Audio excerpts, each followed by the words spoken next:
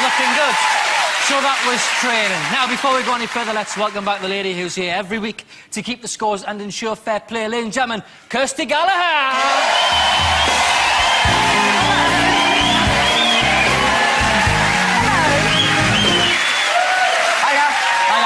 You can still dance, can't you? Just Kirsty. I feel very responsible. I'm so sorry. Well, that's all right, but I am holding you responsible, so... How mean is that? I was only joking. Now, as we've seen, you did complete the training. That went all right. Yeah, that was fine. And because you won last week's challenge, you had the decision whether you went first or second. Yes. I think I know what you're going to say, but what was that decision? Well, Kirsty, I decided to go first. OK, so it's Dec to go first. Here's what happened. Well, this is it. All the training, everything, is all for this moment. So, I just guess we've got to go for it. My tongue is starting to stick to the roof of my mouth. I'm a little bit nervous now. See you on the other side.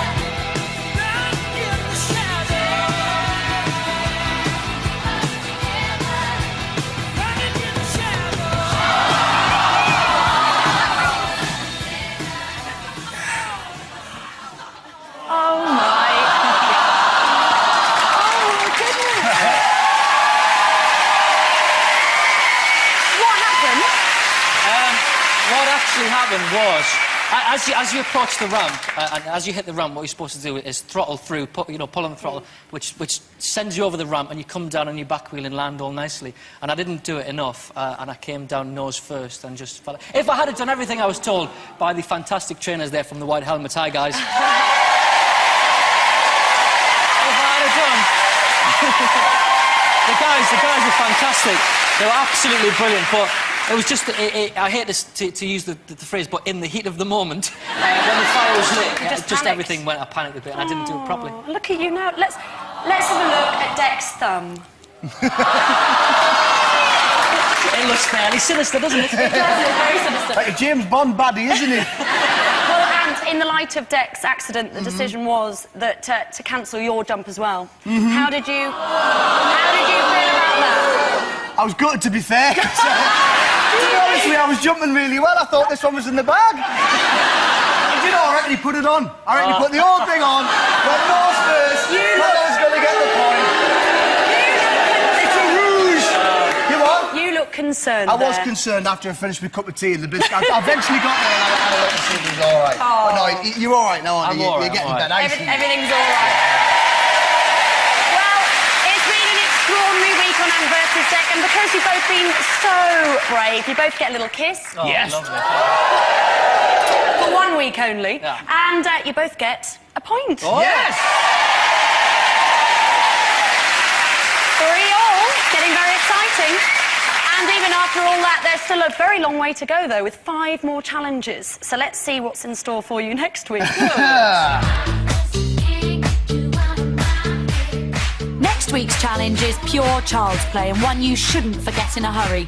These 20 children have all got 5 fascinating facts for you to remember. You've got 7 days to memorise them all in order before you return to the studio to find out whether it's a case of total recall or total rubbish. I thought I got out of these challenges. I thought I got out of it.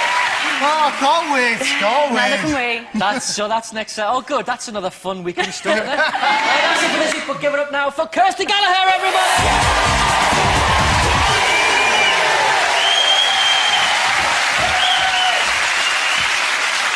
Coming up tonight, an howling experience for Frank Cosgrave in human archery. And Paul Burrell screams like, well, Paul Burrell in this week's Undercover.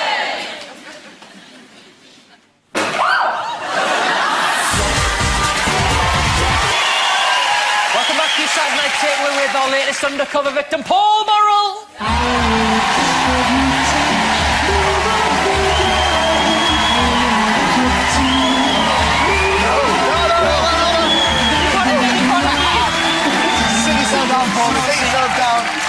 Oh, it's great to have you on the show. Now, listen, Paul, since you came back from the jungle, you must have met all sorts of weird and wonderful characters.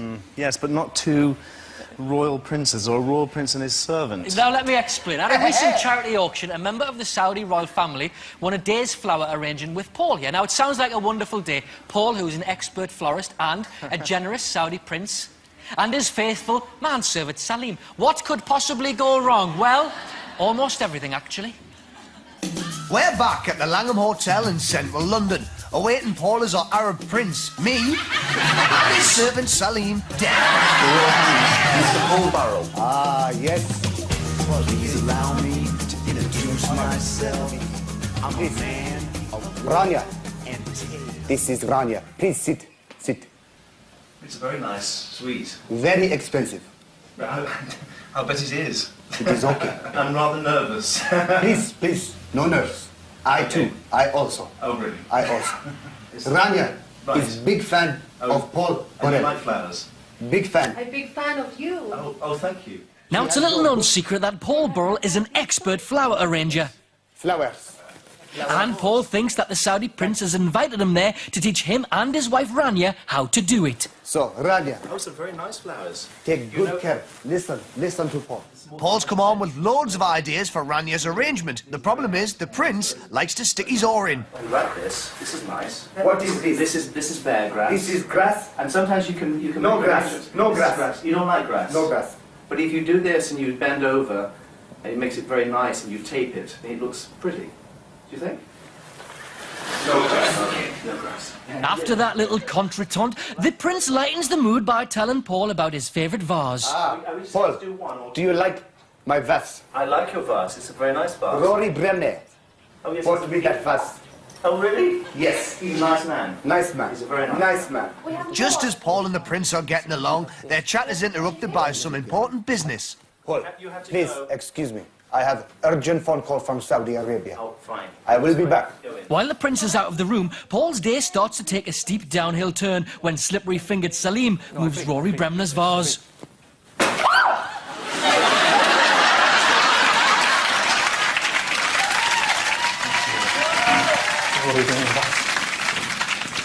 And there's no time to hide the mess before the prince returns. Who did this? Your Highness, Salim, who did this? Your Highness, I cannot tell lie. It was Mr. Burrell. Mr. Burrell, please, my vase. What?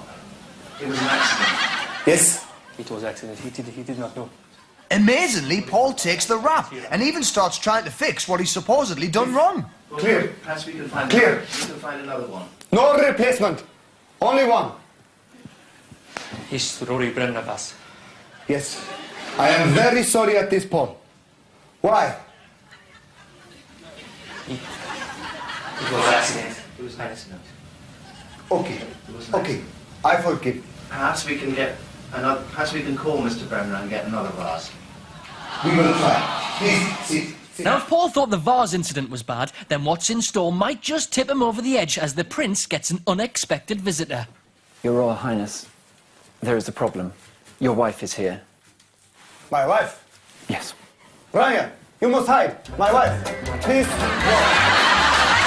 Yes, the woman Paul thought was the prince's wife is really his mistress, and it's bedlam in the hotel room as they hide her behind the curtain just in time.